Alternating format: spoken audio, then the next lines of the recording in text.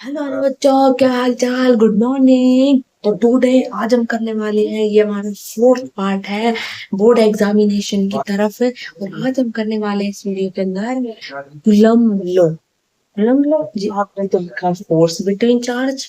अभी आप बोल रहे हो कूलम्ब लॉ। देखो, हमने पिछली वीडियो में हमने चार्ज जाना सीखा था कि कोई बॉडी पर चार्ज कैसे आता है। हमने ये सीखा था कि किसी बॉडी के ऊपर चार्ज कैसे आता है, वो सीखा। ठीक है। हमने दो चीज सीखी, फ्रिक्शन करके सीखा। फिर हमने इंडक्शन की मदद से चार्ज आना सीखा। फिर हमने कंडक्शन की मदद से चार्ज आना सीखा। ठीक है, ये हमने चीज सीखी थी। और फिर हमने क्वेश्चन प्रैक्टिस किए थे, बहुत ज्यादा हमने ये बातें की थी। आज हमको ये तो पता चल गया कि चार्ज आ रहा है। मान लो एक बॉडी के ऊपर कितना चार्ज है। एक बॉडी के ऊपर ये चार्ज है प्लस क्यू है। एक बॉडी के ऊपर प्लस क्यू में चार्ज है। इसी प्रकार दूसरी बॉडी है जिस पर प्लस है, जिस पर प्लस क्यू टू चार्ज है, जिस पर क्या है क्यू टू, जिस पर क्या है क्यू टू चार्ज। ठीक है, अब हमें ये बात पता है, हमें ये बात पता है कि पॉजिटिव क्या करते हैं, अट्रैक्ट करते, सॉरी पॉजिटिव पॉजिटिव क्या करते हैं, रिपेल करते हैं। नेगेटिव नेगेटिव क्या करते हैं, रिपेल करते हैं। पॉजिटिव नेगेटिव करते हैं, अट्रैक्ट करते हैं। हमें ये बात का पता है।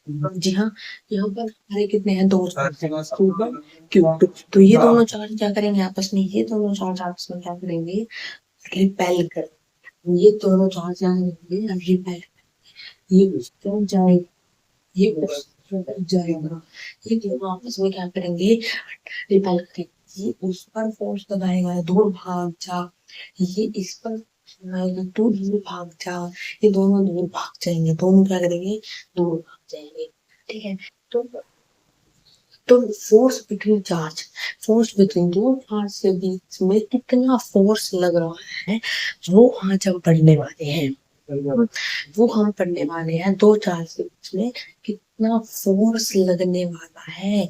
यानी कि इस चार्ज ने इस चार्ज के ऊपर कितना फोर्स लगाया कि दूर भाग जाए। अब आपका फ्रेंड है, आपके फ्रेंड, आपने अपने फ्रेंड को एक मुक्का मारा। आपने अपने फ्रेंड को मार दिया। तो उस फ्रेंड को मुक्का कितनी जोर से लगा, ये बताओ। ये बताना एग्जाम्पल। वो कौन था, वो तो वही बताएगा जिसको लगा है। जिसको मुक्का लगा है वही तो बताएगा। तो यहाँ पर किस तरह इसने इस पर फोर्स, ठीक है, वो हमें बताना है कि क्यों हमने यूट्यूब पर कितना फोर्स लगाया कि दूर भाग गया, कि दूर भाग गया, वो देखते हैं। ठीक है, वो कौन बताएगा, वो बताएगा हम हमारा इलेक्ट्रोस्टैटिक। उस टॉपिक को नाम देते हैं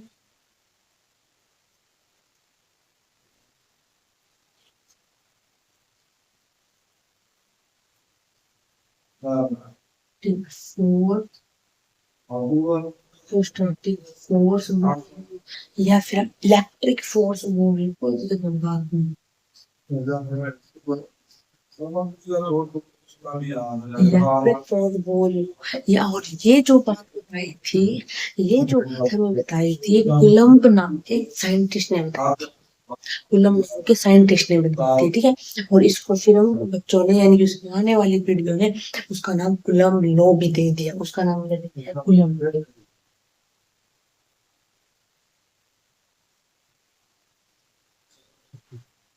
ठीक है, तो फिर उसने ये बात बनाई थी ना, उसको एक कूलम्ब लॉ नाम दे दिया गया। समझ रहे हो आप? ठीक है, तो एक्चुअली उसने क्या बताया था,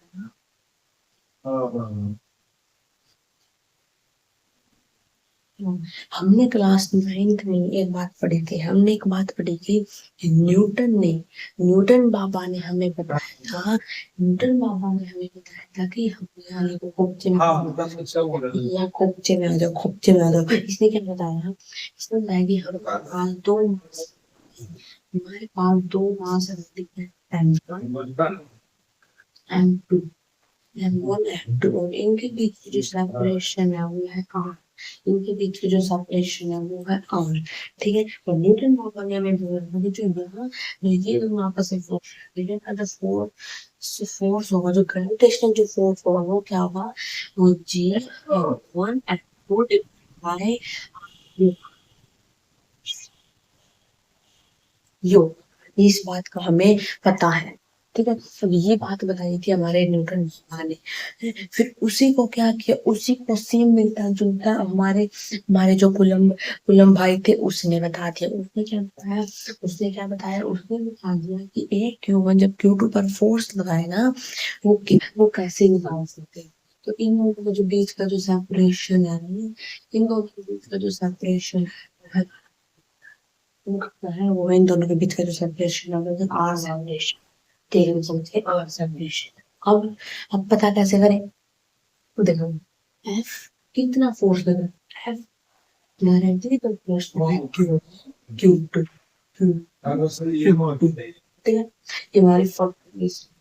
फिर जो इनवर्सली प्रोपोर्शनल है आर स्क्वायर की, इनवर्सली प्रोपोर्शनल है आर स्क्वायर की, वह सेकंड इक्वेशन हमारी आई सेकंड इक्वेशन। और लास्ट हमारा जो इक्वेशन है वो है जो एफ होता है, जो ये डायरेक्टली उठा के हम इसके के नाम लिखते हैं। इसको हटाने के लिए हमने वहां पर के हमें Q1 Q2 bye are scale या आज आर ये दे दिया गया इसने। ये ना के Q1 Q2 बाय में R1 दे दी थी कि ये हमारा कितना है, ये हमारी फोर्स निकल गई, यानी कि यहाँ से हम बता सकते हैं Q1 ने Q2 पर कितना फोर्स लगाया, Q1 ने Q2 पर कितना फोर्स लगाया, F फोर्स लगाया। कितना फोर्स लगाया, F फोर्स लगाया। F कितना होता है, F कितना होता है Q1 Q2 बाय में और स्केयर जितना फोर्स लगाया है Q1 ने Q2 पर। समझ के बात को, समझ गए। ये लिखने की आवश्यकता नहीं, वो लिखा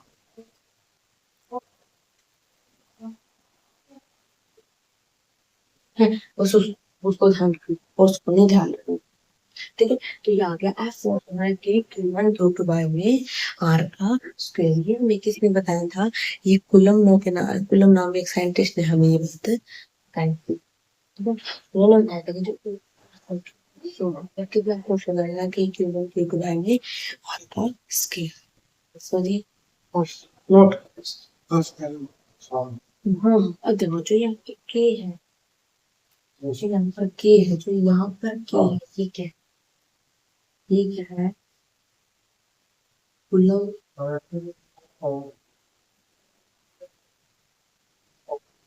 कांस्टेंट। ये जो यहाँ पर कुलम है ये क्या है, ये कुलम कांस्टेंट है। जो यहाँ पे के है वो कुलम कांस्टेंट है, और जो इसकी वैल्यू है जो के की वैल्यू होगी वही 10 की पावर क्या यूनिट इसकी। हाँ, अब देखो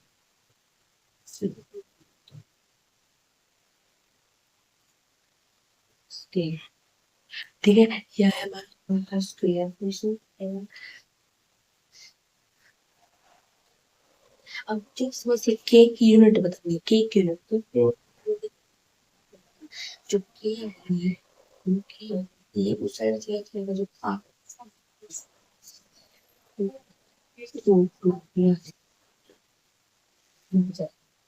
समझी बात को। अब मुझे यहाँ से ये बताओ को के फाइंड करना है, तो ऐसे फाइंड कर सकते हो के को।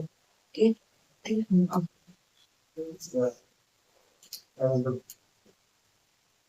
यहाँ से जो के आया वो क्या है,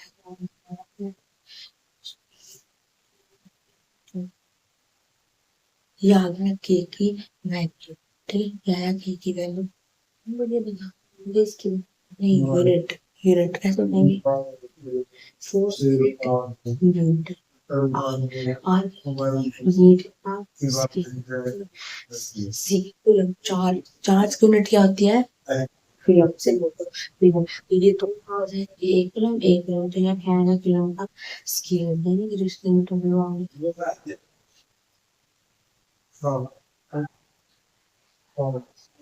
या फिर स्किन यूनिट। हम तो यूनिट जो समझ आ गया, फॉर्मूला समझ में आ गया। ठीक है, मैंने बता दिया।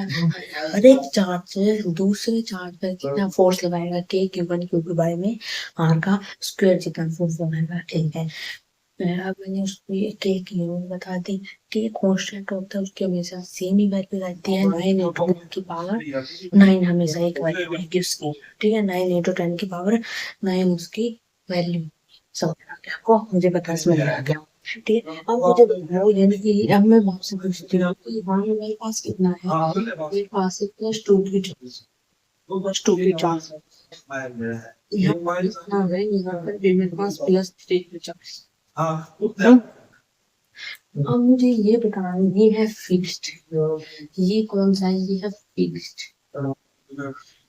अब मुझे बताओ फाइंड किसने किस पर फोर्स लगाया, भी दोनों फोर्स किस पर लगे, तो ये तो फिक्स्ड है, ये तो कहीं भाग नहीं सकता। ये वाला उस पर फोर्स लगाएगा, ये वो था उस पर फोर्स लगाएगा, कितना फोर्स लगाएगा, कितना एफ क्या होता है, के Q one Q two by का स्क्वायर। उसके फोर्स लगाना है, ठीक है आपको। एफ कितना बोला है, के 9 इंटू 10 की पावर 9। ठीक है, क्यू वन कितना भाई पे है, टू क्यू प्लस कितना पे देखिए बाय में आर, आर दे दिया। आर इन दोनों के बीच की जो डिस्टेंस दे दी वो टू से ये यूनिट ये टू आ, इसका स्केल 4 अगेन 4 मल्टीप्लाई है। ठीक है, अब कितना हो गया 6 34 क्यू इंटू 10 की पावर 9 डिवाइड बाय 4। ये वाला 4 है इस पर। ठीक है, इसका मतलब है, इसका मतलब है इसने टू क्यू ने थ्री के ऊपर इतना फोर्स लगाया, टू क्यू ने थ्री के ऊपर इतना फोर्स लगाया। समझे बात को? ठीक है ना, जल्दी। ठीक है,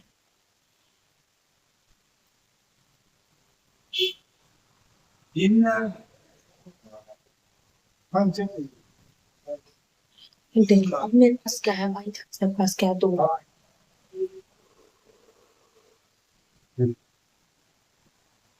मेरे पास क्या है, दो चार्ज है, ये दो चार्ज, तो मेरे पास यहाँ पर क्या है, दो चार्ज है। मेरे पास क्या है यहाँ पर, देखो दो, मेरे पास दो। ठीक, मेरे पास दो चार्ज है। अब ये चार्ज क्या है, ये चार्ज आपस में क्या कर रहे हैं, अब यहाँ पे कितना है प्लस का क्यू। ठीक है, यहाँ पर कितना है प्लस का क्यू टू पॉइंट, हमारे पास दो चार्ज है। अगर मैं बोल लूँ, अगर मैं आपको बोल दूँ कि इसमें क्या लग रहा है फोर्स, जो ये इस चार्ज पर फोर्स लगा रहा है, क्यू पर फोर्स लगा रहा है, इस कितना एफ, कितना एफ फोर्स। अब इस पर कौन फोर्स लगा, इस पर क्यू वन फोर्स लगा, कि एफ फोर्स लगा रहा है, क्यू वन भी, दोनों में एफ फोर्स लग रहा है। बिल्कुल सही बात है, दोनों में एफ एफ है, फोर्स लग रहा है। अब कितना, अब इस पर कौन फोर्स लगा रहा है, इस पर जो फोर्स लग रहा है, ये वाला जो फोर्स है वो लग रहा है और क्यू टू, टू है वन पर, किसके द्वारा, due due due to force लग रही है, यानी कि इस पर वन फोर्स लगा है, इस पर फोर्स होना है one due to two force लगा है, समझिए इस पर फोर्स नहीं होगा, इस पर है फोर्स होना है टू ड्यू टू वन, इस पर ये फोर्स लगा है, यानी ये यहाँ पर कितना फोर्स लग रहा है, यहाँ पर जो फोर्स है वो कितना लग रहा है, वो वन के द्वारा लगा हुआ, वो यहाँ पर वन टू लग रहा है, और यहाँ पर कितना लग रहा है, यहाँ पर टू वन फोर्स लग रहा है, यहाँ पर वन टू फोर्स लग रहा है, यहाँ पर टू वन फोर्स लग रहा है, समझिए। अब मैं आपको बताऊँ, मैं आपको बताऊँ, ये वेक्टर फॉर्म है, वेक्टर फॉर्म में मतलब हम इसकी डायरेक्शन नोट कर सकते हैं, यानी कि अगर ये वेक्टर फॉर्म में तो ये तो माइनस आएगा।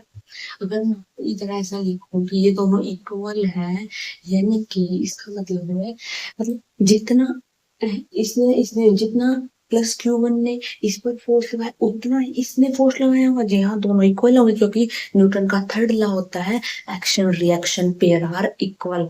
यानी कि जितना हम एक्शन देते हैं वो उतना ही वो रिएक्शन करेगी, हम जितना एक्शन करते हैं उतना ही वो रिएक्शन करेगा। यानी कि यहाँ पे Q1 है, Q1 ने Q2 पर फोर्स लगाया और Q2 ने Q2 पर सेम फोर्स लगाई। ये फोर्स चेंज नहीं होगा, दोनों आपस में सेम फोर्स लगाएंगे। ठीक है, तभी तो मैंने एफ लिखा, तभी तो मैंने एफ लिखा। तो मैं बोलूंगी दोनों इक्वल है, आप समझिए इक्वल है भाई, दोनों ने एक जैसा फोर्स लगाया। ठीक है, फिर यहाँ पर अगर हम वेक्टर फॉर्म के अंदर लिखेंगे, अगर इसके अंदर वेक्टर फॉर्म के अंदर लिखेंगे, वेक्टर फॉर्म के अंदर लिखेंगे तो यहाँ पर आएगा माइनस। ये आएगा वेक्टर फॉर्म के अंदर। आप बोले माइनस क्यों आएगा? अरे माइनस क्या आएगा, एक तरफ इधर डायरेक्शन, इधर डायरेक्शन, अपोजिट डायरेक्शन, दोनों की अपोजिट डायरेक्शन है। अगर सेम होती तो नहीं आती, दोनों की अपोजिट डायरेक्शन है तो एक प्लस होगा और एक माइनस होगा। चाहे आप इसे माइनस कर लो चाहे इसे प्लस कर लो, एक माइनस होगा एक प्लस होगा, दोनों क्या कर रहे हैं अपोजिट डायरेक्शन में। समझ गया? ठीक है, अगर मैं ऐसा लिखूं, मैं ऐसा लिख दूं 1 2 इक्वल टू, वेक्टर फॉर्म के अंदर यहाँ मैग्नीट्यूड लगा दूं, यहाँ मैग्नीट्यूड लगा दो तो जो ये फॉर्म होगी वो कौन सी होगी, वो मैग्नीट्यूड वाली।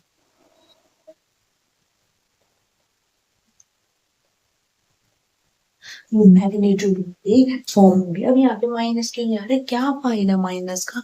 मैंने मोड लगा दिया और बड़ा है उतना का पूरा पूरा मैंने मोड लगा दिया। आप बोल रहे हो माइनस लगाना है, माइनस को लगाएंगे जब मोड लगा दिया। क्यों यहाँ लगाने से कोई फायदा नहीं है, वो उसको फिर से पॉजिटिव कर देना।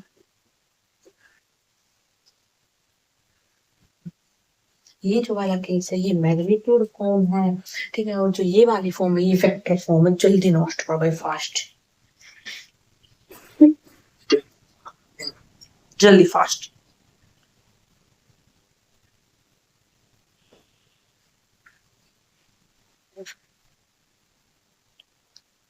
हो गया। अब मैं कुछ आपको पॉइंट बताऊंगी, पॉइंट मतलब जो कि ये किसके लिए वैलिड है, जो कूलम लॉ है वो किसके लिए वैलिड है। देखो जो कूलम लॉ क्या होता है, कूलम लॉ क्या होता है, एक चार्ज है, यानी कि मेरे पास दो चार्ज, मेरे पास क्या है, मेरे पास दो चार्ज है, इन दोनों चार्ज के बीच में कितनी अट्रैक्शन होगी कितनी रिपल्शन होगी ये बताएगा हमारा कूलम लॉ। ठीक है, इन चार्ज के बीच में कितनी अट्रैक्शन होगी कितनी रिपल्शन होगी ये बताएगा हमारा कूलम लॉ। कूलम लॉ, और कूलम लॉ किसके लिए वैलिड है, कूलम लॉ एक पॉइंट चार्ज के लिए वैलिड है।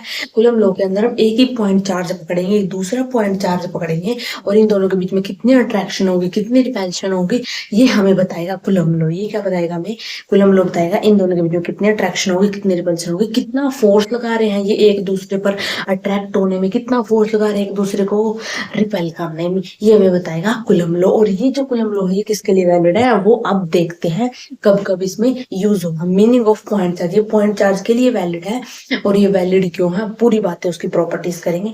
जल्दी आप इसे नोट। सबसे पहली प्रॉपर्टी है, मैंने आपको बताया था कि जो कूलम लॉ है वो पॉइंट चार्ज के लिए वैलिड है। कूलम लॉ मतलब यूनिवर्स में जाके देखो, यूनिवर्स में क्या होता है, बहुत बड़े बड़े अर्थ है, बहुत बड़ा सूर्य है, उन दोनों के बीच में बहुत यूनिवर्स ग्रेविटेशनल फोर्स लगा है, यूनिवर्स ग्रेविटेशनल फोर्स लग रहा है। यानी कि किसी रस्सी की मदद से थोड़ी ना पकड़ी हुई है वहां पे, और वो सूर्य ऐसे ही लटक रहा है, कैसे लटक रहा है, अर्थ ऐसे कैसे लटक रही है, वो कैसे लटक रही है, वो एक ग्रेविटेशनल फोर्स है, फोर्स की वजह से वो लग रही है।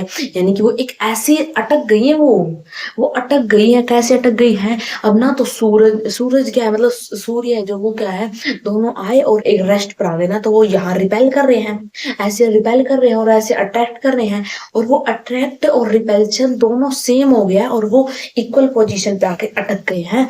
सन और अर्थ या फिर मार्स है, नेपच्यून है, बहुत सारे जो ग्रह हैं वो ऐसे ही अटक गए हैं। ठीक है, देखो इसने क्या बोला, चलो वो बात की बातें हैं। इसने क्या बोला, कूलम लॉ एक वैलिड है पॉइंट चार्ज के लिए, बात बिल्कुल सही है। तो कूलम लॉ एक पॉइंट चार्ज के लिए वैलिड है, जिसमें हम क्या करते हैं, एक Q1 है और एक Q2 है, आपस में ये दोनों कितना फोर्स लगाएंगे ये बताएगा। एक प्लस का Q2 है और एक प्लस का Q1 है, ये बताएंगे आपस में कितना फोर्स लगा रहे हैं। कूलम लॉ एक पॉइंट चार्ज के लिए वैलिड है। जी हाँ, मैं समझ गई। जब when the size of charge body, body के जो साइज का जो चार्ज है आर मस्ट बी लेसर, यानी कि इतना कम है, बहुत ही छोटा है, बहुत ही छोटा है, हम देख भी नहीं पा रहे, ऐसा समझ लो देख भी नहीं पाएंगे। और जो उनके जो बीच की जो डिस्टेंस है वो आर है, उनके जो बीच की जो डिस्टेंस है आर है। देन चार्ज बॉडी, यानी कि जो उनके उन चार्ज की बॉडी तक जो उनके बीच की जो डिस्टेंस है वो आर होगी। इसके लिए वैलिड है कूलम्ब लॉ, इसके लिए वैलिड है कूलम्ब लॉ। कूलम्ब लॉ किसके लिए वैलिड है? हमारे पास दो चार्ज है, दो चार्ज है, दो स्मॉल चार्ज है, जो छोटे छोटे चार्ज है, उन दोनों चार्ज के बीच में क्या है, उन दोनों चार्ज के बीच की जो डिस्टेंस है वो आर डिस्टेंस है। और जब ऐसा होगा तभी क्या होगा, तभी क्या होगा, कूलम्ब लॉ वैलिड होगा, तभी क्या होगा, कूलम्ब लॉ वैलिड होगा, वरना कूलम्ब लॉ वैलिड नहीं होगा। होता है क्या कूलम्ब लॉ? अरे भाई अभी भी पूछ रहे हो होता क्या है कूलम्ब लॉ?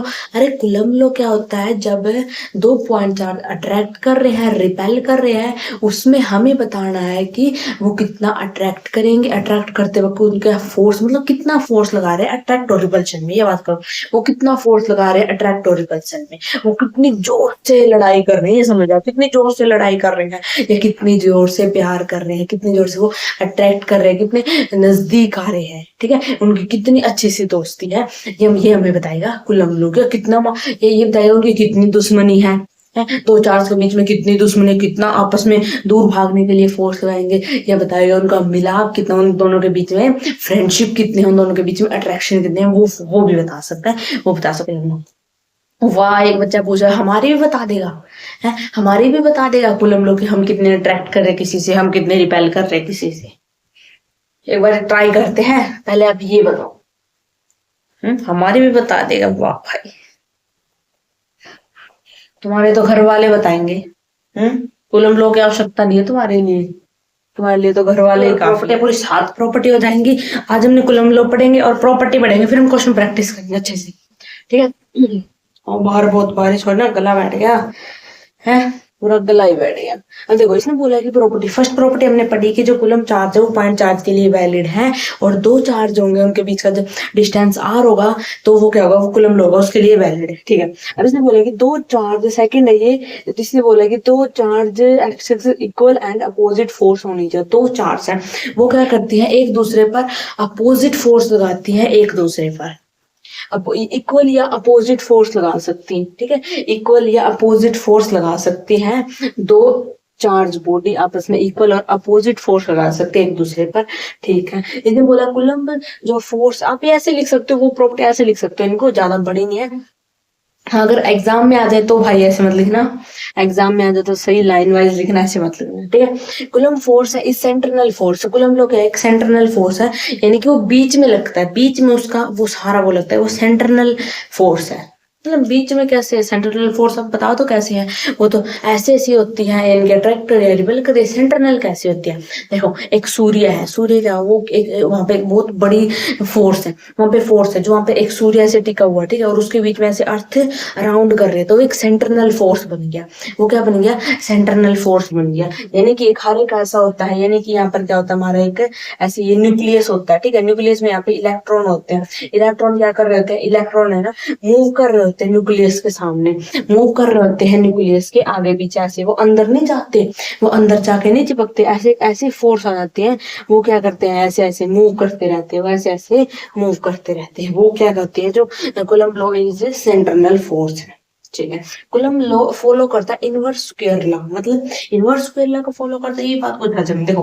कूलम्ब लॉ क्या होता है, कूलम्ब लॉ इनवर्स स्क्वायर, इसको बोलते हैं इनवर्स स्क्वायर लॉ, इसको इसको फॉलो कर रहा है जो कूलम्ब लॉ है, कूलम्ब लॉ इसको जो फॉलो कर रहा है inverse square law, inverse square law भी आप बोल सकते हैं इसको, ठीक है। हम बोलते हैं कि जो फोर्स है वो क्या है, इनवर्सली प्रोपोर्शनल स्क्वायर के, इसने ऐसे बोलते हैं, जो कूलम्ब लॉ फॉलो करता है इनवर्स स्क्वायर लॉ, दोनों की बात सेम है, बस देखने का नजरिया अलग है, देखने का नजरिया अलग है, ठीक है। इसने बोला जो coulomb law is a long rank force, मतलब जो कूलम्ब लॉ है वो एक लंबे दूरी तक भी रैंक फोर्स लगा सकती है, पर वो लंबे मतलब इनफाइनाइट पर भी वो क्या लगा सकती है, वो क्या करती है, उसको अट्रैक्ट या रिपेल कर सकते हैं इनफाइनाइट से भी, पर एक वो क्या कहता है, उसके अंदर होने चाहिए पॉइंट चार्ज, होना चाहिए पॉइंट चार्ज, और वो पॉइंट चार्ज को इनफाइनाइट से भी लेकर उसको अट्रैक्ट रिपेल कर सकती है।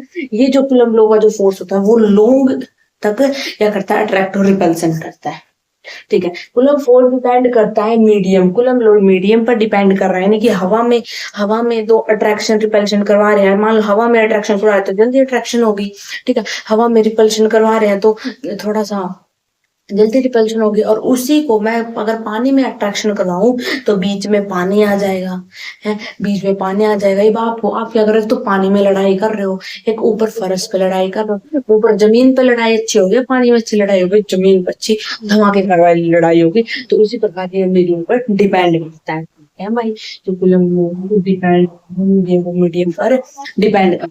उसने बोला जो कूलम लो है फोर्स इज कॉन्वर्जेटिव फोर्स का मतलब है एक निश्चित मात्रा होती है इसमें, यानी कि कभी पॉइंट में नहीं लगता, इसकी आप कैसे मतलब निश्चित मात्रा होती है। 1 कूलम का फोर्स लगा, 2 कूलम का, 3 कूलम का, 4 कूलम का, -4 का, -5, एक ऐसी इसकी वैल्यू होती है, कोई पॉइंट में इसकी वैल्यू नहीं होती। ठीक है, जल्दी जल्दी इसको नोट करो, फिर हम कुछ क्वेश्चन करेंगे। यही है हमारी प्रॉपर्टीज कूलम ऑफ कूलम लो कहाँ पर फेल हो गया, कूलम लो कहाँ पर फेल हो गया ये देखते हैं।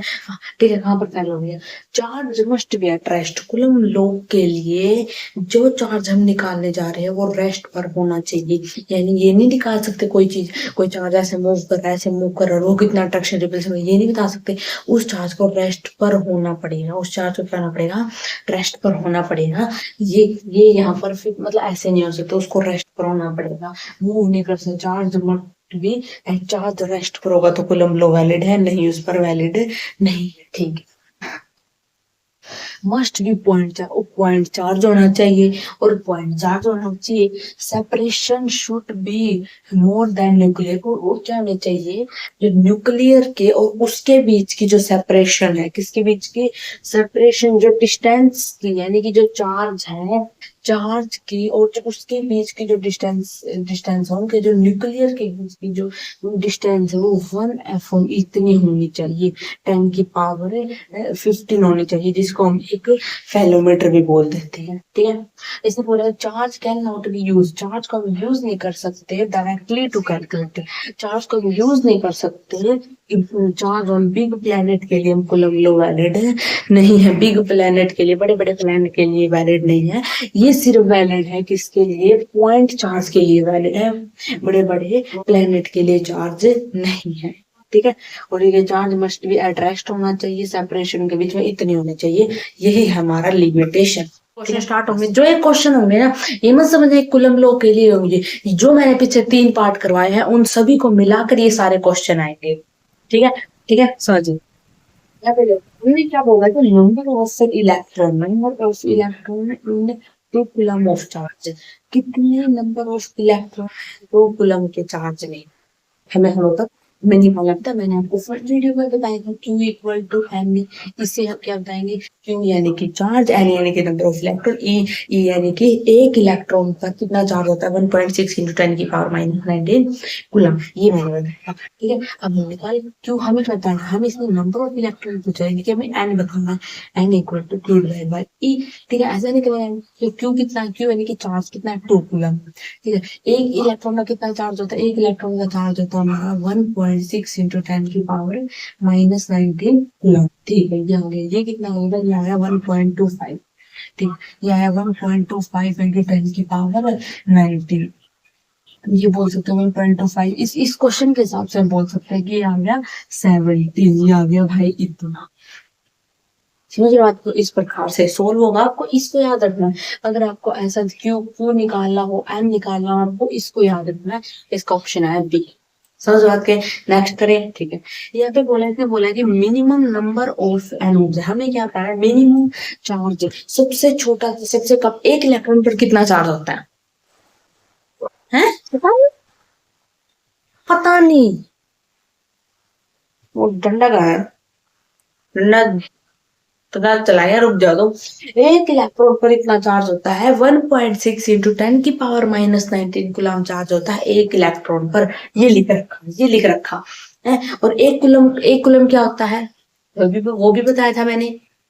एक कूलम क्या होता है, किसकी, एक कूलम क्या होती है, कूलम होती है चार्ज की यूनिट, चार्ज की यूनिट होती है कूलम। कूलम किसको कहते हैं, मैंने बताया था 6.25 × 10⁻18 इलेक्ट्रॉन का चार्ज बताया था। वाह शाबाश, ऐसे करो, शाबाश, बिल्कुल आपने बिल्कुल सही कहा। एक कूलम क्या होता है? 6.25 इंटू 10 की पावर 18 इलेक्ट्रॉन का चार्ज होता है एक कूलम।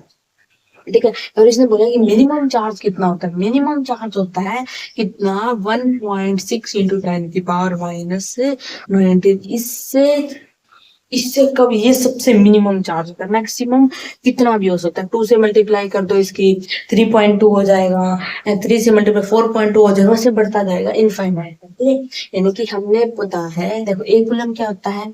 एक कूलम होता है 6.25 इंटू 10 की पावर 18 इलेक्ट्रॉन का चार्ज। ठीक है, एक स्टेट कूलम क्या होता है? एक स्टेट कूलम क्या होता है? एक कूलम किसके इक्वल होता है? 3 इंटू 10 की पावर है 9 स्टेट कूलम के इक्वल होता है, ये हमने पढ़ा था। और ये होता है हमारा मिनिमम चार्ज। और ये तो होता है, ये होता है अगर मैं इसको 2 से मल्टीप्लाई करूँ 1.6 इंटू 10 की पावर माइनस 19, तो ये क्या आएगा? ये 3.2 इंटू 10 की पावर माइनस 19 आ जाएगा। इसका मतलब ये 2 इलेक्ट्रॉन का चार्ज है और ये 1 इलेक्ट्रॉन का सबसे मिनिमम चार्ज है। तो यहाँ आई होप क्लियर होगा। जल्दी से नोट करो, जल्दी क्वेश्चन करते। इसने बोल दिया what is the charge of 90 gram of electron, यानी कि हमारे पास 90 ग्राम है, हमारे पास चार्ज है, मेरे पास 90 ग्राम चार्ज है, मेरे पास क्या है? चार्ज है, 90 ग्राम का मेरे पास चार्ज है। ठीक है, और मुझे ये बताना है ये 90 ग्राम चार्ज कितने इलेक्ट्रॉन का होगा। अब मेरे पास 10 आम है, अब मेरे पास क्या है? जब मेरे पास 50 आम है, 50 बच्चे हैं ना, बच्चे नहीं, मेरे पास 50 आम है। ठीक है, और मुझे आपको ये बताना है कि 50 आम कितने बच्चों में बढ़ सकते हैं? 50 आम कितने बच्चों में बढ़ सकते हैं? भाई 85 में बढ़ सकते हैं। मैक्सिमम कितने बढ़ सकते हैं? भाई 85 में बढ़ सकते हैं। वही बात है, मेरे पास इतना केजी का चार्ज है और मुझे बताना है ये कितने इलेक्ट्रॉन का हो सकता है। और एक इलेक्ट्रॉन का चार्ज कितना होता है? 1.6 इंटू 10 की पावर माइनस 9 इलेक्ट्रॉन। ठीक है, आपको पता है, मुझे पता चलेगा। ठीक है, और मेरे पास कितना? 90 ग्राम में चार्ज है, तो कैसे बताऊंगा? तो मुझे इलेक्ट्रॉन निकालने हैं, मुझे इलेक्ट्रॉन निकालने हैं, मुझे यानी कि मुझे बच्चे निकालने हैं कि कितने बच्चों में मैं बांट सकती हूँ वो सारे आम, कितने बच्चों में बांट सकती हूँ। एक आम सबको दे सकते हैं या हाफ हाफ भी कर सकते हैं उनका, पर चार्ज हाफ नहीं होगा। चार्ज हाफ नहीं होगा। ये समझो आम एक चार्ज है, चार्ज हाफ नहीं कर सकते, यानी कि उन आम को हमें ऐसे देकर हाफ नहीं कर सकते। ठीक है, हमें तो सीधा कैलकुलेशन पता है, हम उनको एक एक आम दे देंगे, एक ही काम दे देंगे, सभी 50 आम तो 50 बच्चों में बढ़ जाएंगे। तो इसमें कैसे निकाले? इसमें वो नंबर ऑफ इलेक्ट्रॉन निकाले, और नंबर ऑफ इलेक्ट्रॉन निकालने की होता है क्यू ई। क्यू ई, जो यहाँ जो ई होगा ना वो, यानी कि इसने मास दे रखा है, तो ये जहाँ ये ई होगा ना ये एम ई आ जाएगा। एम ई, और आपको पता होगा एम ई क्या होता है? एक इलेक्ट्रॉन का मास। एम ई क्या होता है? एक इलेक्ट्रॉन का मास कितना होता है? 9.1 इंटू 10 की पावर माइनस 30 -31 किलो। ये एक इलेक्ट्रॉन का मास होता है। याद रखना, एक इलेक्ट्रॉन का चार्ज और मास दोनों यहाँ पे ना। ठीक है, और फिर यानी कि यहाँ पर आएगा टोटल मास। ठीक है, चार्ज नहीं, यानी कि यहाँ पे लिख सकते हो आप टोटल मास, यानी कि थोड़ा सा चेंज हो जाएगा। इसके मुकाबले अगर आपको मास दे रखा हो ना, अगर आपको ऐसे नंबर ऑफ इलेक्ट्रॉन निकाल लिया, तो यहाँ पर उस बेस में कितना देगा? उसका टोटल मास आता है। टोटल मास डिवाइड बाय में एम ई। एम ई क्या होता है? एक इलेक्ट्रॉन का mass answer. Total mass divide by में एक, वही चार्ज, वही चार्ज डिवाइड बाय में एक इलेक्ट्रॉन का charge. Total charge divide by एक इलेक्ट्रॉन का charge, total mass divide by में एक इलेक्ट्रॉन का मास। सेम है, बिल्कुल सेम है। कितना है? 90। कितना है? देखो ये भी किलोग्राम में, ये भी किलोग्राम में है, तो कोई दिक्कत वाली बात नहीं है, कोई दिक्कत वाली बात नहीं है। अब इसको कैंसिल कर दो, देखो कितना आ रहा है, एन कितना आएगा? तो कितना आएगा? 91 से काट रहे हैं, 91 से काटा तो भाई सबसे पहले उसमें 0 लगानी पड़ेगी। 9 पे ही चल रहा है, 9 पे ही चल रहा है। देखो 9 और 81, हाँ उस पे ही चल रहा है सबसे लास्ट में। तो 9 पे चला, फिर पॉइंट आएगा, फिर उससे छोटा क्या होगा? फिर बड़ी वैल्यू आएगी, 0 उतरेगी, फिर बड़ी वैल्यू आएगी। आप भी करके देखो, मेरे साइड पे लिखा, करके देखो। फिर आएगा भाई 89, 9.89। तो हमारा जो क्या आया, जो हमारा जो यहाँ से जो हमारा एन निकल के आया वो 9.89 इंटू 10 की पावर, ये ऊपर चला जाएगा तो पॉजिटिव 31 ही आएगा। इतने इलेक्ट्रॉन में बटेगा, इतने इलेक्ट्रॉन में बटेगा। पर उसने बोला हमें तो चार्ज चाहिए। अरे इलेक्ट्रॉन आ गए, हमें इतने इलेक्ट्रॉन, यानी कि हमें इतने इलेक्ट्रॉन आ, ठीक है, और एक इलेक्ट्रॉन के बाटे कितना कितना है, यानी कि इतने इलेक्ट्रॉन में बटेगा इतने केजी का मास, तो कितने, तो चार्ज कितना होगा उसके में चार्ज बताना, तो चार्ज, इस चार्ज की बात है, Q equal to E, Q equal to E कर दो, वो हमारे पास कितना होगा, ये आ जाएगा, चार्ज होता है।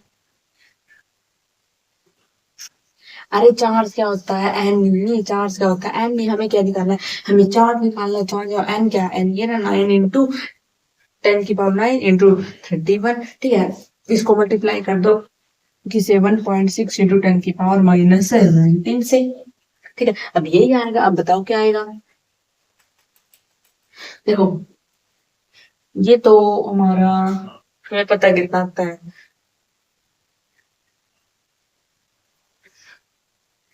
158, और इसमें से ये कैंसिल करेंगे तो कितना है भाई, देखो 20 के बाद 23 24 25 26 28 29 30 31 12 12 है, तो इंटू में 10 की पावर 12, इजी है बोले, अच्छा अच्छा अच्छा अच्छा। हाँ बस ऐसे ही कर दो भाई, ऐसे ही कर दो, बस सीधा ही लिख दो इसको, ज्यादा लिखने की आवश्यकता है, सीधा ही लिख दो, तो हमारा क्या आंसर ही आया, इतना कुलम का चार्ज, सीधा ही लिख दो, कोई दिक्कत वाली बात नहीं है। वैसे तो आप कर सकते हो, इतनी तो कैलकुलेशन आती होगी, मैथ के स्टूडेंट हो हैं, या फिर इतनी तो नीट वाले भी कर सकते हैं। तो यानी कि जो क्या होगा, इतना चार्ज आ जाएगा, इतने इलेक्ट्रॉन, इतना चार्ज है, इतने इलेक्ट्रॉन पर इतना चार्ज है, समझ गए बहन, हमारे पास 14 इलेक्ट्रॉन है, रिमूव हो गए फ्रॉम एक न्यूट्रल मेटल से, रिमूव हो गए, हमें चार्ज बताना उस स्फीयर पर कितना चार्ज हो, बस चार्ज बताना है, यानी कि हमें क्या बताना है, चार्ज बताना है कि एन ई, ठीक है, और एन यानी कि क्यू, एन कितना है 10 की पावर 14, और ई कितना होगा 1.6 इंटू 10 की पावर -19, इतना होगा, ठीक है, अब ये कितना आ गया, ये आ गया 1.6 इंटू 10 की पावर -6, माइनस का 6,